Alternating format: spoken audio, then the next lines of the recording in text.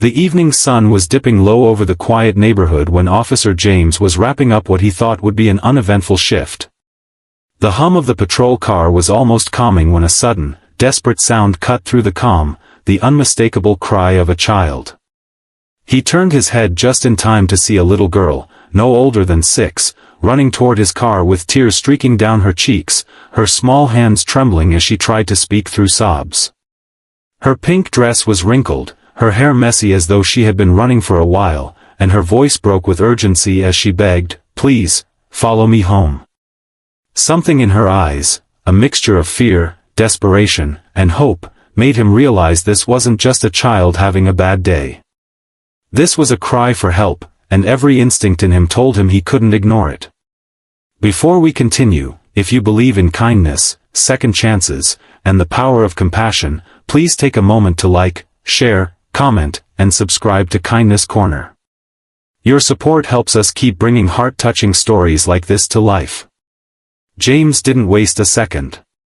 He stepped out of the car, crouched down to her level, and reassured her that he was there to help. Her small hand tugged at his as she urged him to follow, her pace quick and filled with urgency. She didn't say much on the way, only glancing back occasionally to make sure he was keeping up. The path led through narrow suburban streets, each step deepening the tension inside him. The closer they got, the more he noticed subtle signs that something wasn't right. The houses here were older, some with paint peeling from the walls, and there was a heavy silence in the air, broken only by the hurried footsteps of the little girl. When they reached the house, his heart sank. It was small, with an overgrown yard, the front door slightly ajar, and no signs of movement.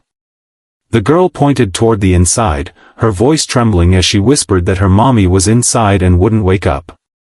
James' chest tightened as he gently stepped in.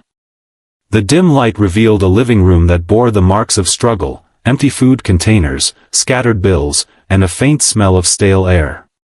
Following the girl's lead, he entered a small bedroom where he found a young woman, barely in her 20s, lying motionless on the bed. James quickly checked her pulse. She was alive but weak, her breathing shallow. It didn't take long for him to realize she wasn't just sleeping, she was in serious need of medical help. While calling for an ambulance, he kept talking to the little girl, asking gentle questions to keep her calm. Her name was Emily. Through quiet sobs, she explained that her mommy had been sick for days, that she had tried to make her soup but couldn't reach the stove, and that she'd been scared to leave her side until she realized she needed help.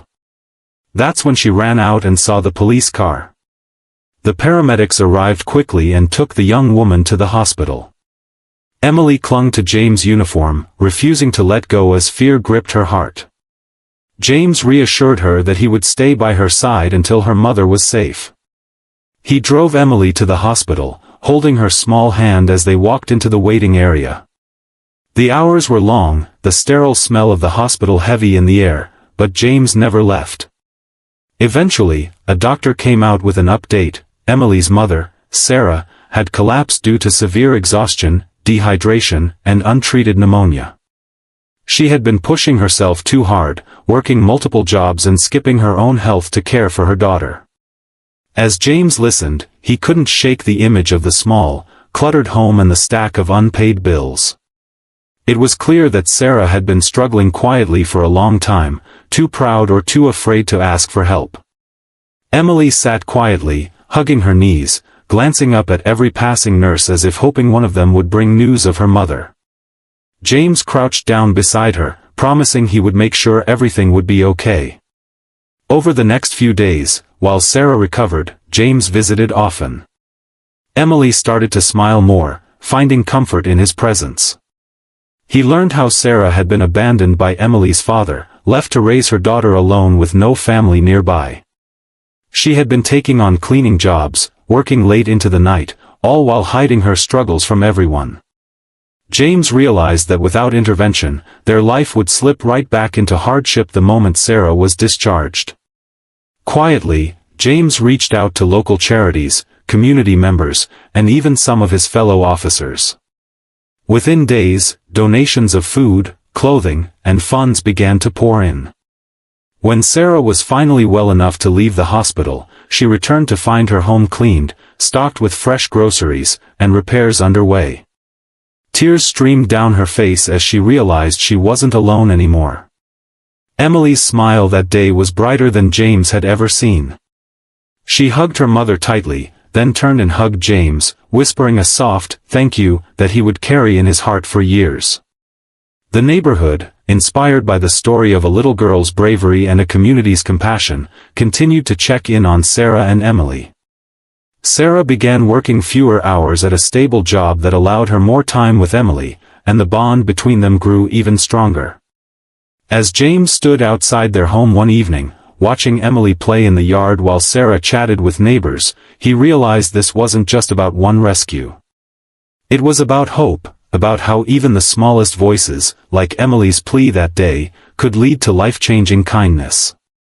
If this story touched your heart, please like, share, and subscribe to Kindness Corner. It helps us keep sharing these powerful reminders that kindness still exists in the world.